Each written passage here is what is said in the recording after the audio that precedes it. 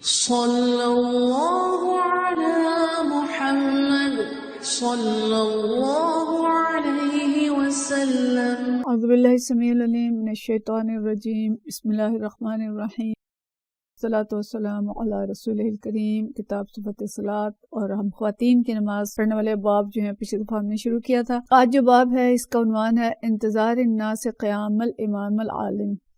کہ نمازیوں کا امام عالم کے کھڑے ہونے کا انتظار کرنا، یعنی نمازی جو ہیں وہ انتظار کریں گے کہ امام جو ہے وہ نماز ختم کر کے کھڑا ہو اور اس کے بعد نمازی کھڑے ہوں گے۔ اس کے اندر بھی خواتین کا چونکہ تذکرہ ہے، اس لیے اس حدیث کو اس خواتین والے باب میں امام بخاری لے کے آئے ہیں۔ حدیث ہے 828، اور یہ حدیث ہند بنت الحارث سے روایت ہے۔ ہند بنت حارث انا ام سلمہ رضی اللہ تعالی عنہا ان سے فرماتی ہیں، زوج نبی صلی اللہ علیہ وسلم سے، اخبرتها ان النساء فی عہد رسول اللہ صلی اللہ علیہ وسلم، وہ فرماتی ہیں کہ نبی کریم صلی اللہ علیہ وسلم کے دور میں کننا اذا سلمنا من المکتوبۃ، جب فرض نماز کا سلام پھیر لیتی، قمنا وثبت رسول اللہ صلی اللہ علیہ وسلم، وہ کھڑی ہو جاتی لیکن رسول اللہ صلی اللہ علیہ وسلم اپنی جگہ بیٹھے رہتے۔ قمنا وثبت رسول اللہ صلی اللہ علیہ وسلم ومن صلی من الرجال ما شاء اللہ، یعنی نبی کریم صلی اللہ علیہ وسلم اور آپ کے ساتھ نماز پڑھنے والے مرد جتنی دیر اللہ چاہتا بیٹھے رہتے۔ فَإِذَا قَامَ رسول اللہ صلی اللہ علیہ وسلم قَامَ الرِّجَالُ، جب آپ صلی اللہ علیہ وسلم اٹھ جاتے تو مرد بھی اٹھ جاتے۔ کیا مطلب ہے کہ نبی کریم صلی اللہ علیہ وسلم انتظار فرماتے تھے، بیٹھے رہتے تھے، اور اس کے پیچھے ہم یہ حدیث پڑھ چکے ہیں کہ خیال ہے صحابہ کرام کا کہ آپ صلی اللہ علیہ وسلم اس لیے بیٹھے رہتے تھے کہ خواتین جو ہیں وہ نکل جائیں، اور جب ان کا خیال ہوتا تھا کہ خواتین آگے جا چکی ہیں تو پھر اٹھتے، اور آپ صلی اللہ علیہ وسلم کے بعد پھر جو باقی مرد تھے وہ بھی اٹھتے تھے۔ یعنی پیچھے ہم نے یہ پڑھا تھا کہ خواتین کو مسجد میں جانے کی اجازت تھی اور کہا گیا کہ مرد جو ہیں وہ ان کو روکے نہ۔ تو یہ جو آج حدیث ہم پڑھ رہے ہیں، اگلے حدیث بھی ہم پڑھتے ہیں، تو اس میں اصول و ضوابط کچھ ہمیں بتائے گئے ہیں کہ مردوں کی طرف سے اصول و ضوابط کیا ہوں گے اور خواتین کی طرف سے اصول و ضوابط کیا ہوں گے۔ تو یہاں اس حدیث میں پہلی چیز جو ہمیں مل رہی ہے مردوں کی طرف سے ضابطہ ہے، اور وہ یہ ہے کہ مرد بیٹھے رہیں گے جب تک کہ خواتین نکل نہیں جاتی۔ مطلب کیا ہے کہ وہ خواتین کے احترام میں ان کے پردے، ان کی حیا کا، ان کی سیفٹی کا خیال رہے گا کہ اگر عورتیں اور مرد مکس ہوں گے تو ظاہر ہے ہر طرح کے لوگ ہوتے ہیں، اگرچہ وہ صحابہ کرام تھے، ان کے درجات بہت بلند تھے، لیکن یہ حدیث اور سارا دین اسلام تو قیامت تک کے لیے ہے، تو ہمیشہ تو ایسا نہیں ہوگا کہ سارے لوگ اسی درجے کے تقوی والے ہوں اور اسی درجے کے ایمان والے ہوں۔ اگر مکسنگ ہوگی تو ظاہر ایسا ہو سکتا ہے کہ راستے میں جاتے ہوئے کوئی مرد بھی کسی عورت کو تنگ کرے، یا کوئی بھی جو ایسا واقعہ ہو جائے جو کہ نہیں ہونا چاہیے۔ تو اس لیے یہ ایک ضابطہ بتایا گیا کہ عورتیں پہلے نکلیں گی، اور وہ جب کسی یعنی تھوڑا فاصلہ ہو جائے گا تو اس کے بعد مرد نکلیں گے۔ تو یہ اسلام کا مزاج ہے،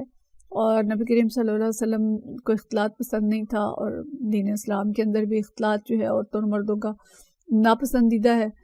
کہ حتیٰ کہ دیکھیں کہ نماز ایک اور مسجد جو ہے ایک پاکیزہ جگہ ہے، اور یہاں پہ وہی لوگ جاتے ہیں جو نیک لوگ ہوتے ہیں اور جن کے اندر اللہ کا خوف اور تقویٰ ہوتا ہے، لیکن وہاں بھی پسند نہیں کیا گیا کہ عورتیں اور مرد جو ہیں وہ مکس ہوں اور اختلاط کے ساتھ مسجد کو جائیں اور اختلاط کے ساتھ واپس آئیں، بلکہ وہاں بھی پسند کیا گیا کہ الگ الگ جائیں، اور الگ الگ جو ہے ان کی صفیں بھی الگ ہوں اور ویسے بھی وہ الگ ہوں، اور الگ الگ ہی نماز جو ہے وہ پڑھیں، اور نکلتے ہوئے بھی اس چیز کا خیال رکھا جائے کہ پہلے عورتیں نکلیں اور پھر مرد نکلیں۔ تو یہ ضابطہ جو ہے یہ مردوں کی طرف سے تھا۔ اگلی حدیث ہم پڑھتے ہیں کہ یہ حدیث ہے 829، یہ حدیث بھی حضرت عائشہ رضی اللہ تعالیٰ عنہ سے ہے۔ عن عائشہ فرماتی ہیں، قالت ان کان رسول اللہ صلی اللہ علیہ وسلم یصلی الصبح، کہ جب نبی کریم صلی اللہ علیہ وسلم فجر کی نماز پڑھا کرتے، لا یصلی الصبح، صبح کی نماز پڑھتے، فینصرف النساء،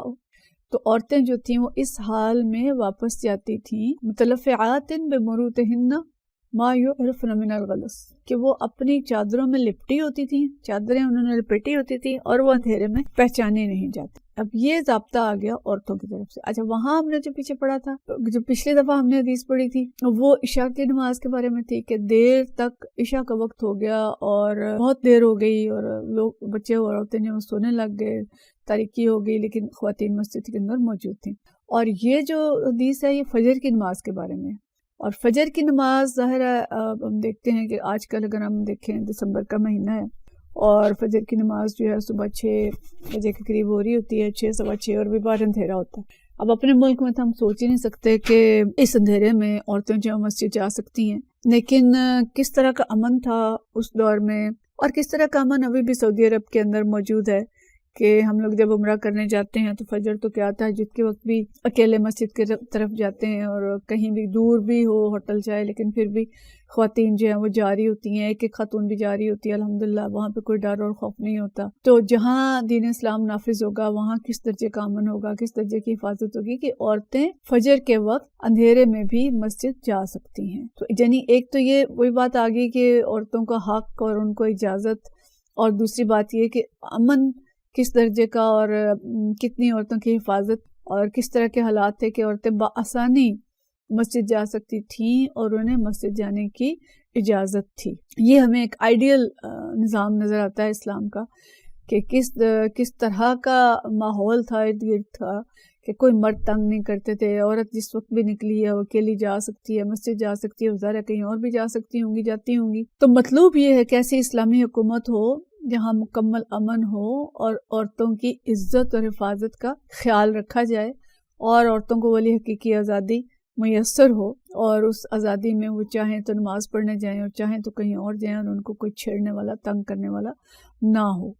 تو ایک پہلو یہ ہے۔ دوسرا پہلو یہ ہے کہ عورتیں جو تھیں ان کے بارے میں حضرت عائشہ رضی اللہ تعالیٰ عنہ نے فرمایا متلفعات بمروطہن، کہ اپنی چادروں کے اندر لپٹی ہوتی تھی۔ مطلب عورتیں بھی آج کی طرح کی آزاد عورتیں نہیں تھیں کہ دوپٹوں سے بے نیاز اور چادروں سے بے نیاز اور بن ٹھن کے اور میک اپ کر کے اور خوشبوئیں لگا کے وہ جا رہی ہیں، بلکہ وہ پاک باز عورتیں تھیں، پاک باز خواتین تھیں، اور صحابیات تھیں۔ تو مطلوب یہ ہے کہ خواتین بھی اپنی حیا کا، پردے کا، اسلام کے جو احکام حجاب ہیں ان کا خیال رکھیں، ان پر عمل کرتے ہوئے گھروں سے باہر نکلیں۔ یعنی یہ شرائط عورتوں کی سائڈ پہ ہیں، یعنی مردوں سے کہا کہ وہ بیٹھے رہیں جب تک کہ عورتیں نکل نہ جائیں، مردوں کے بھی حق پہ تھا، ان کی سائڈ پہ اصول و ضوابط تھے، اور خواتین کی سائڈ پہ کیا ہے کہ وہ اپنی حیا کا، پردے کا خیال رکھ کے بغیر زینت کیے ہوئے مسجد جائیں، یا اسی سے اگر مسجد وہ بغیر زینت کے جائیں گی تو بازاروں میں کیسے زینت کے ساتھ جا سکتی ہیں؟ یعنی یہ ضروری چیز ہے کہ پھر وہ بازار کے اندر بھی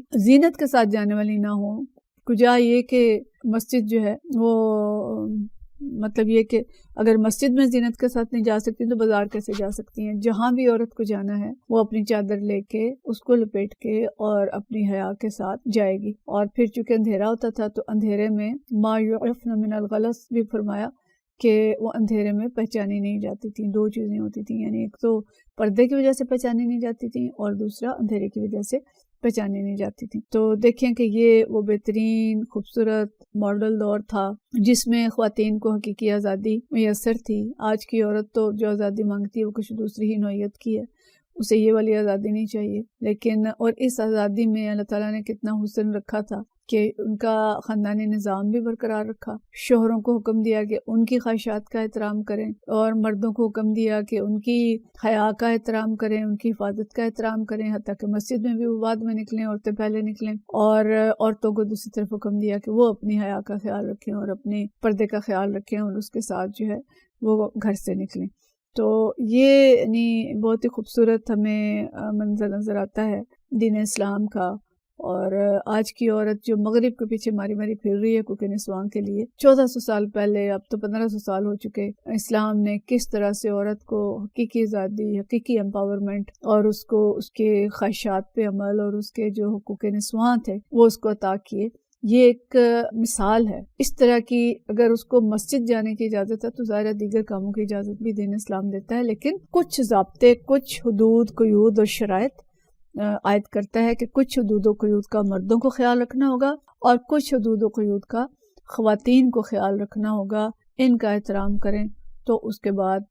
دونوں کو آزادی ہے کہ وہ کس طرح سے دونوں کے جو حقوق ہیں وہ اسلام ان کی حفاظت کرتا ہے۔ وآخر دعوانا ان الحمدللہ رب العالمین۔